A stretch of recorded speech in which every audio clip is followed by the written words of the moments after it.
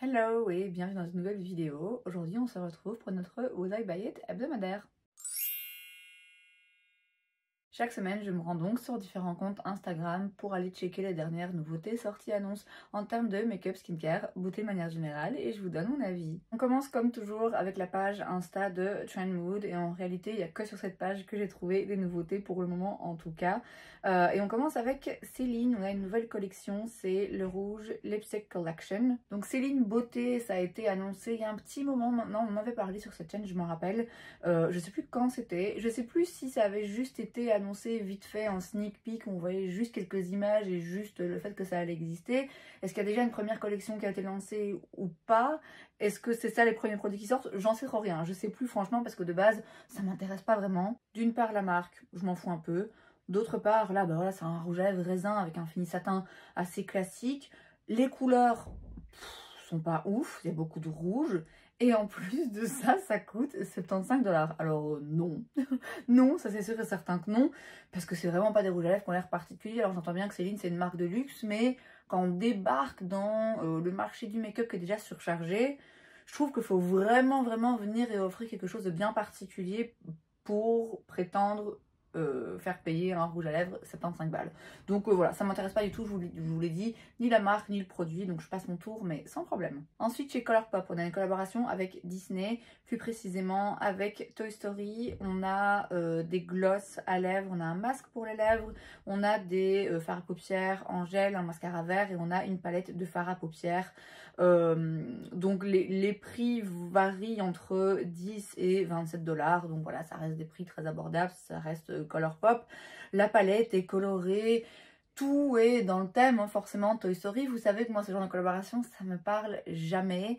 Je sais que ça plaît et je peux tout à fait comprendre pourquoi, hein, mais moi vraiment voilà, ça me fait un peu ni chaud ni froid. Je suis pas particulièrement fan de Toy Story, voilà. Je suis pas particulièrement fan des palettes de fard à paupières en ce moment, vous le savez, encore moins un truc coloré comme ça. Donc là il n'y a rien du tout qui m'intéresse.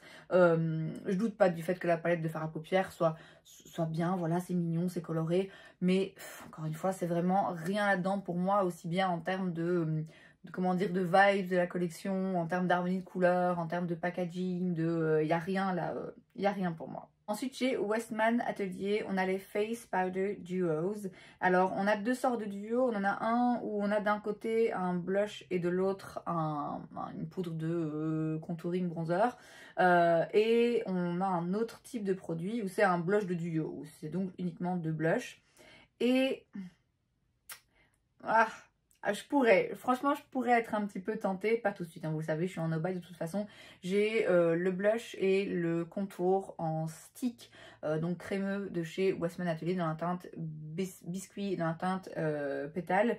Et ici, on a un duo justement de poudre où on a pétale et biscuit à l'intérieur. Alors je me dis, c'est des teintes qui je sais me vont, mais est-ce que c'est pas un petit peu inutile de l'avoir en crème et en poudre? Quand je regarde les autres teintes, la teinte sable et suède, ouais, ça pourrait aller. La teinte coquette et mimi, pourquoi pas. Je sais pas. Le produit comme ça en tant que tel pourrait bien me dire, même si, bon, vous savez, quand il y a un duo comme ça m'embête toujours parce que je sais jamais où le ranger. Je vois pas le prix.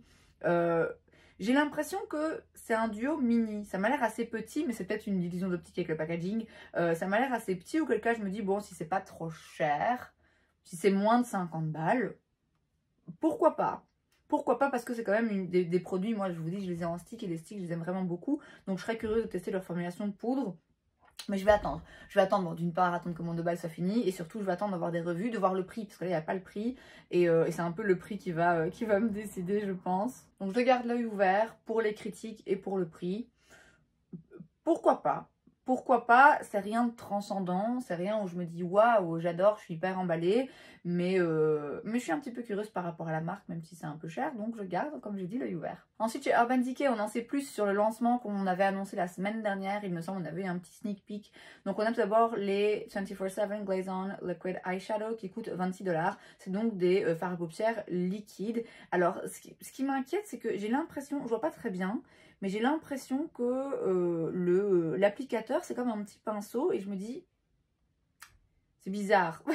Ça me paraît bizarre. Il y a des teintes qui ont l'air quand même très très jolies. On a le Space Cowboy Intense. Moi j'ai le Space Cowboy, je l'ai d'ailleurs aujourd'hui sur mes yeux. C'est une teinte que j'aime vraiment beaucoup. Mais là c'est surtout la teinte Sugar Twist qui m'intéresse. Sunshine Tax, elle est un petit peu, elle a l'air duochrome, mais c'est pas le genre de teinte que, les teintes comme ça duochrome, c'est pas le genre de teinte que j'ai envie de mettre en ce moment. Mais là, Sugar Twist, elle me dit vachement bien. Et on a aussi les Naked Eyeshadow Stick pour 25 $. Et là, les teintes Top Off et Peach Bum. Elles me disent bien aussi. Il y en a qui ont l'air mat, hein. Si je vois bien, il y a des fards à paupières en stick là qui sont un peu mat, mais il y en a ouais, qui sont brillants. Et c'est tellement pratique en fait des fards à paupières en stick. Alors j'en ai déjà, et même si c'est pratique, je les utilise quand même très rarement. Mais ça me dit bien, je trouve que les couleurs sont jolies. Ça reste des nudes. Dans les fards à paupières liquides, on a quand même une autre teinte un petit peu plus flash et un petit peu duochrome. Mais il y a vraiment un petit peu de tout en restant dans la tendance de ce qui se fait en moment, qui est généralement plutôt nude et pas forcément hyper coloré. Les prix, ma foi, sont vraiment raisonnables. Et ouais, ça me dit bien. Franchement, Urban Decay, c'est vraiment le genre de marque que... ça fait un moment hein, que j'en suis désintéressée, il n'y a plus rien vraiment qui m'intéresse. J'avais acheté par curiosité, parce que je savais que c'était une teinte magnifique, le phare, le Moonblast Space Cowboy. C'est devenu un incontournable dans ma collection, c'est mon phare à paupières absolument préféré de tous les temps. Le mono en tout cas. Et bon, depuis, je peux pas dire que j'ai été réintéressée par la marque, parce que j'ai pas l'impression qu'ils sortent des produits forcément qui me parlent beaucoup, l'esthétique de la marque ne me plaît pas plus que ça. Enfin voilà, c'est plus en plus une marque qui est disponible très facilement, il me semble. Je crois qu'elle est en vente sur Cult Beauty, mais elle est plus vendue telle qu'elle en Europe, il me semble. Avant, elle était disponible chez Paris XL, mais c'est plus le cas. Elle était disponible chez Sephora, mais c'est plus le cas. Enfin bref, c'est une marque qui s'est fait un petit peu plus rare dernièrement et dont mon intérêt s'est fait aussi un petit peu plus rare. Mais là j'avoue que ces produits me disent bien. Et je vais garder l'œil ouvert, je vais voir un petit peu ce que les revues en disent, mais franchement, c'est le genre de produit qui pourrait me plaire. Et il y a vraiment des teintes qui m'appellent particulièrement. Ensuite, chez Maybelline, on a le Lift Glaze Lip Balm. C'est donc un baume à lèvres. Là, comme ça, quand je vois le packaging et la forme du baume et la couleur de celui qui est un petit peu rosé comme ça me fait énormément penser au baume de chez Dior. Le prix est pas le même, hein, je le vois pas ici, mais à mon avis ça doit coûter, je sais pas, maximum 10 € peut-être, je sais pas exactement.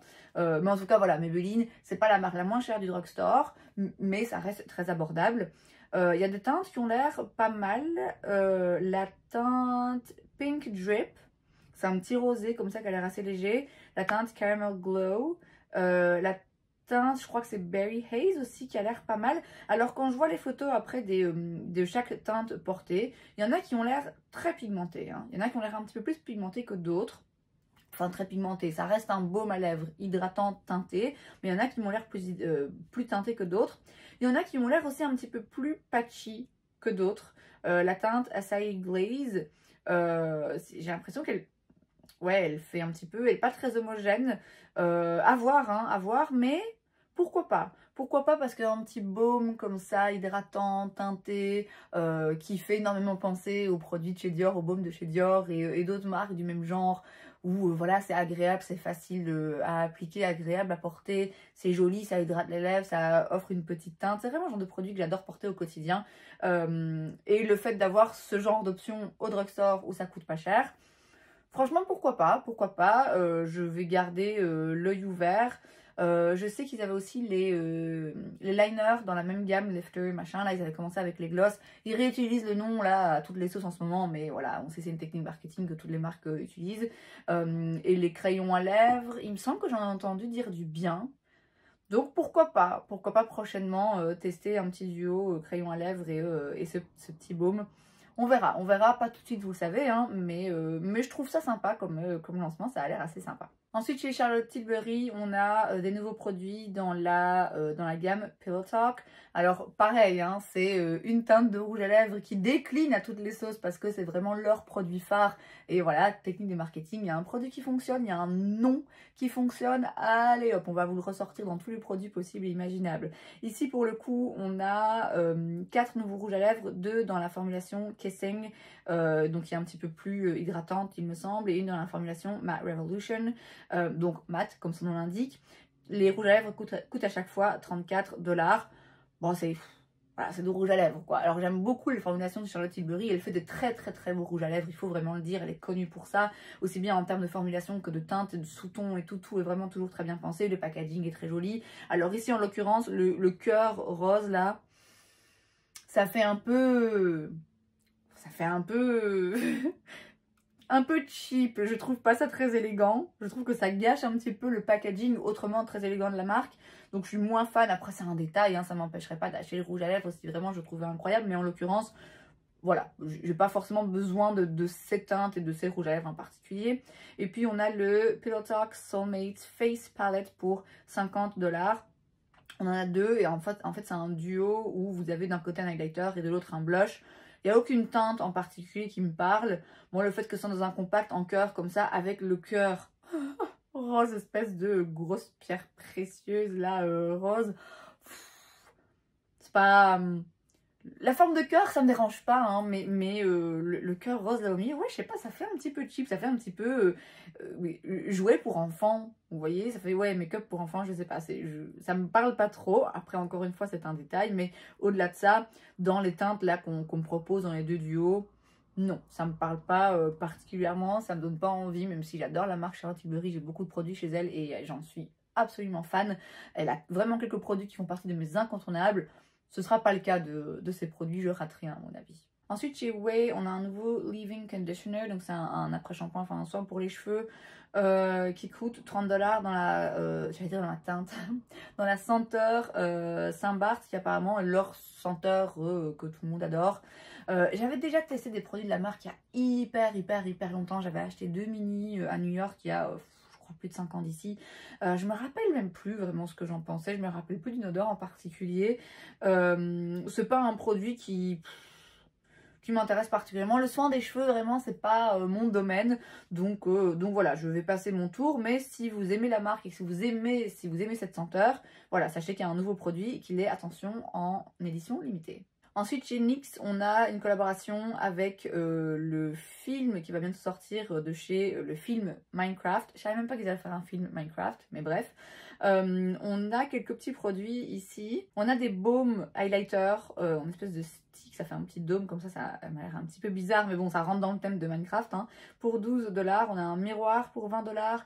On a des leurs produits pour les lèvres qu'on clique, là vous voyez, un petit peu style ouais, baume à lèvres, huile, comme ça, pour 11 $. Et on peut avoir toute la collection, donc il y a 10 produits en tout, pour 106 $. Il n'y a rien qui m'intéresse, vous vous en doutez. Les petits clics comme ça de chez... vous voyez ce que je veux dire, les produits à lèvres qu'on clique comme ça de chez NYX, oui, je pourrais être curieuse, je pourrais en acheter un, mais j'achèterai pas un de ceux-là. Les couleurs me disent pas, je m'en fous que ce soit sur le thème de Minecraft, très franchement. Les highlighters là, non, le miroir, je m'en fous. Donc voilà, ça m'intéresse pas du tout, sans la moindre surprise. Bon, c'est sympa et c'est malin de leur part de le faire. Et je doute pas que ça plaira aux personnes qui sont fans du jeu ou du futur film. Mais non, moi en l'occurrence, il n'y a rien là pour moi. Ensuite, chez Patrick Ta, on va avoir des produits pour le soin du corps. Alors, on va avoir... une crème pour le corps, un spray, un parfum pour cheveux et peau, donc pas vraiment un parfum, plutôt un spray parfumé, et aussi une huile pour le corps bronzante. On voit rien d'autre, on n'a pas d'autres informations, on connaît pas le prix. Patrick Ta, c'est pas une marque qui est bon marché, c'est vrai que les produits qu'il a sortis récemment, il augmente encore un petit peu plus les prix, j'ai l'impression. Non, ça m'intéressera pas, je peux déjà le dire. Pareil, les produits pour le corps comme pour les produits pour les cheveux, j'en utilise, hein. Oui, je me lave et je mets de la crème sur le corps et je lave mes cheveux également, mais c'est pas des catégories de la beauté qui m'emballent et qui m'enthousiasment particulièrement. J'ai mes produits, ceux que j'utilise, ceux que j'aime bien, et je suis pas forcément curieuse de tester d'autres choses, surtout pas quand les prix sont plus élevés. Voilà, j'ai ce qu'il me faut, là ça m'intéresse pas, ça ne m'intéressera pas, je pense pas en tout cas. J'en reparlerai si on en sait plus quand on en sait plus, mais pour le moment je peux déjà vous dire que non, ça m'intéressera pas, ce sera pas pour moi. Et enfin chez Kiss, on a une collaboration avec Wicked. Alors on a tout d'abord des faux ongles. On a plusieurs kits de entre 10,99 $ et 11,99 $. Je sais pas trop c'est quoi la différence. Peut-être la taille. Moi je mets jamais de faux ongles, donc d'office ça me parle pas. Et puis on a aussi des petits kits de faux cils. Donc on a des kits où vous avez de la colle et puis des kits avec plein de petits paquets de faux cils. Donc c'est pas des bandes de faux cils, c'est pas non plus des faux cils individuels, c'est juste des petits tas. Ça a un nom mais là le nom m'échappe. Et il y en a où il y a plein de petites paillettes dessus. Alors c'est grave mignon, hein. C'est grave mignon les trucs avec les petites paillettes et tout, c'est hyper sympa. Ça pourrait m'intéresser, c'est le genre de truc où je pourrais me dire ah oui, si un jour, au cas où un jour j'ai envie de faire un look un peu extravagant avec des paillettes, tout ce jour n'arrive jamais. Ok, jamais. J'ai des paillettes dans mes tiroirs là derrière que je n'ai pas utilisées depuis facile 4 ans, voire 5. 4 ans, on va dire 4 ans. Donc clairement c'est très mignon. Ça pourrait m'intéresser parce que c'est des paillettes et que voilà, je suis attirée par tout ce qui brille, comme une pie, comme disait ma grand-mère. Mais non, ça sert à rien que je l'achète. Déjà, d'une part, voilà, je sais que je vais pas faire de look extravagant avec des paillettes et tout, juste pour m'amuser, ou peut-être une fois toutes les lunes. Et d'autre part, les fossiles, pareil, c'est pas un produit que j'utilise. À une époque, j'en mettais un peu plus régulièrement, mais là, ça fait très longtemps que j'en ai plus mis, et du coup, j'ai perdu la main, et du coup, j'ai la flemme et la trouille de réessayer d'en mettre.